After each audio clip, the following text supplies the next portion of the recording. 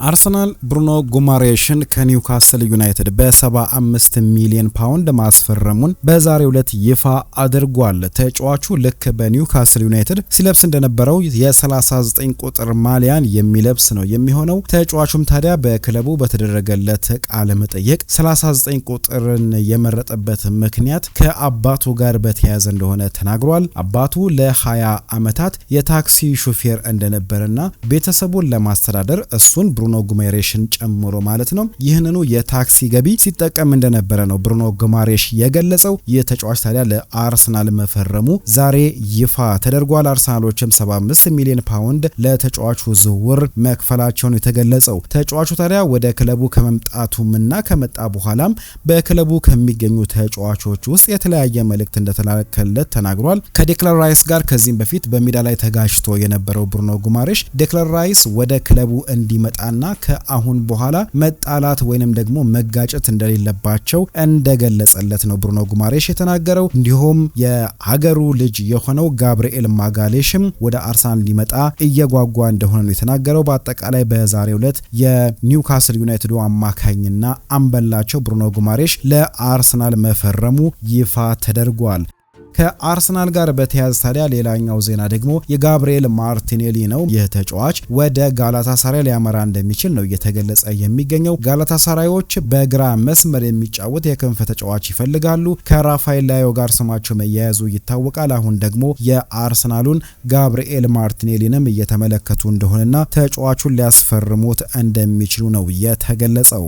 ሊቨርፑሎች ሮናልድ አራውሆን ከባርሴሎና በውሰት ለማስፈረም መስማማታቸው ይታወቃል። ተጫዋቹ ታዲያ በዛሬው ዕለት በሚደረገው የወዳጅነት ጨዋታ ላይ እንደማይሳተፍ ነው የተገለጸው። በዚህም መሰረት ወደ ሊቨርፑል በማምራት በነገው ዕለት የጤና ምርመራውን የሚያደርግ ነው የሚሆነው። በውሰት ነው የሚያመራው አሁን ላይ። እንዲሁም ሊቨርፑሎች ተጫዋቹን በቋሚነት የማስፈረም አማራጭ አላቸው። 55 ሚሊዮን ዩሮ የሚከፍሉ ነው የሚሆነው ተጫዋቹን ለማስፈረም በቋሚነት ለማስፈረም የሚስማሙ ከሆነ በ2027 ክረምት ላይ ግዴታ አይደለም። ሊቨርፑሎች ከፈለጉ ተጫዋቹን የሚያስፈርሙት ነው የሚሆነው። አሁን 11 ሚሊዮን ገደማ የሚገመተውን የተጫዋቹን አመታዊ ደሞዝ ሊቨርፑሎች የሚከፍሉ ይሆናል። ሊቨርፑሎች ታዲያ የመሃል ተከላካይ ቦታቸውን ለማጠናከር ያደረጉት ጥረት አሁን ተሳክቶላቸዋል። ሮናልድ አራውሆን ወደ ክለባቸው አምጥተዋል። ኢብራሂማ ኮናቴን በነፃ ማጣታቸው ይታወቃል። አሁን ደግሞ ሌላ ተጫዋችን ከባርሴሎና ለማስፈረም መስማማታቸው የተገለጸው።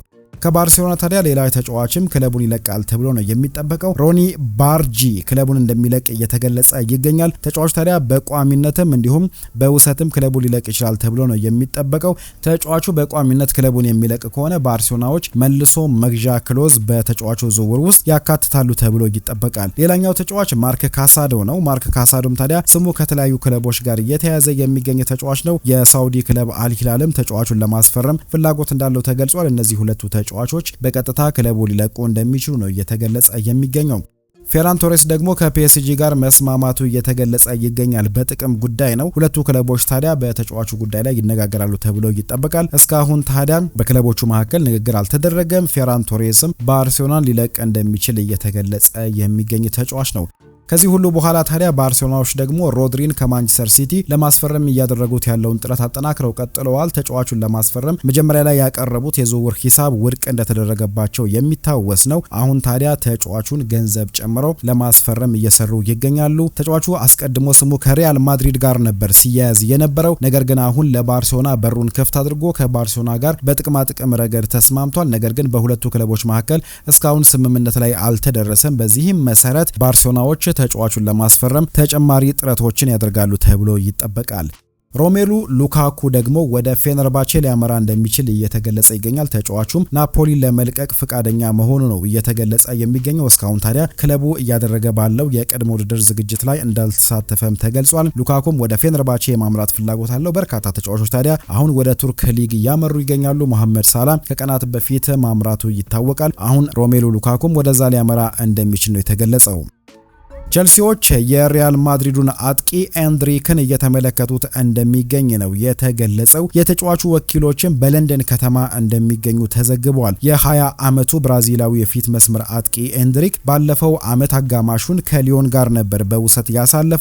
ወደ ሪያል ማድሪድ ተመልሷል። ነገር ግን አሁንም ክለቡን በውሰት ሊለቅ እንደሚችል ነው እየተገለጸ የሚገኘው። ተጫዋቹ በውሰት ብቻ ነው የሚለቀው። ተጫዋቹን ለመግዛት ምንም አይነት አማራጭ ለቀጣዩ ክለብ ሪያል ማድሪዶች እንደማያስቀምጡ እየተገለጸ ይገኛል።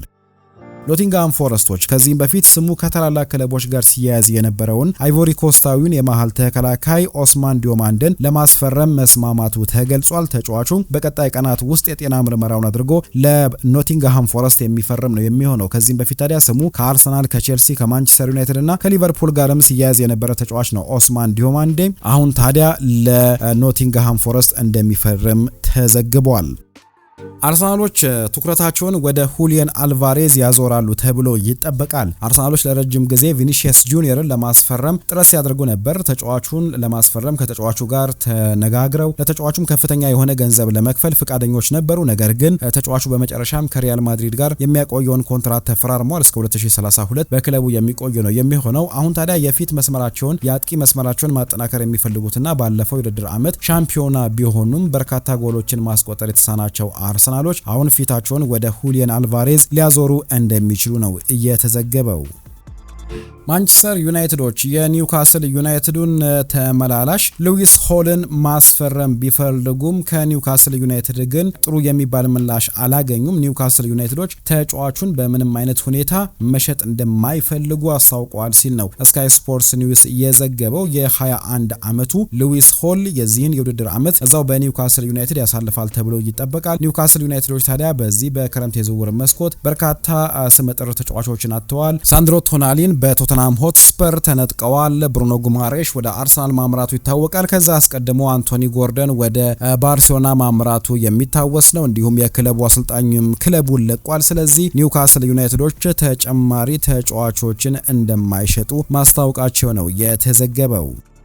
ማንቸስተር ሲቲዎች ደግሞ ሮድሪን ለመተካት የቼልሲውን አማካይ ኤንዞ ፈርናንዴዝን እየተመለከቱ እንደሆነ ተገልጿል። ተጫዋቹም ወደ ማንቸስተር ሲቲ ለማምራት ፈቃደኛ መሆኑን የተዘገበው